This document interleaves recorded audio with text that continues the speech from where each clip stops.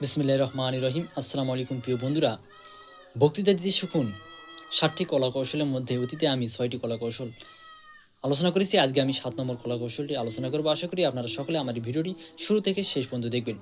প্রিয় বন্ধুরা, আজকে আমি আলোচনা করতে চলেছি বিবেকশীল ব্যক্তি কাকে বলা হয় এবং যুক্তিবাদী ব্যক্তি কাকে বলা হয়। বিবেকশীল এবং যুক্তিবাদী হলো সেই যে স্কুল, কলেজ, ভার্সিটি, মাদ্রাসা প্রাঙ্গণে যে কোনো অনুষ্ঠান, সেমিনারে, প্রোগ্রামে,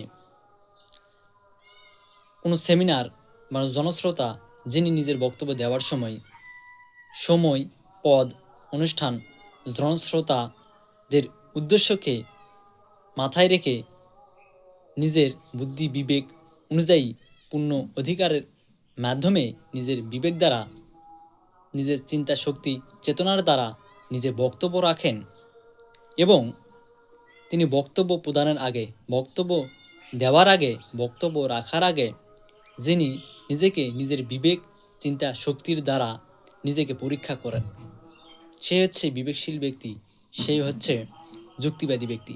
ভিডিওটি শুরু থেকে শেষ পর্যন্ত দেখার জন্য আপনাদের সকলকে জানাচ্ছি ঈদের অগ্রিম শুভেচ্ছা। ঈদ মোবারক। আপনাদের সকলের আগামী দিনগুলো অনেক অনেক ভালো কাটুক। সকলকে ধন্যবাদ। আল্লাহ হাফেজ।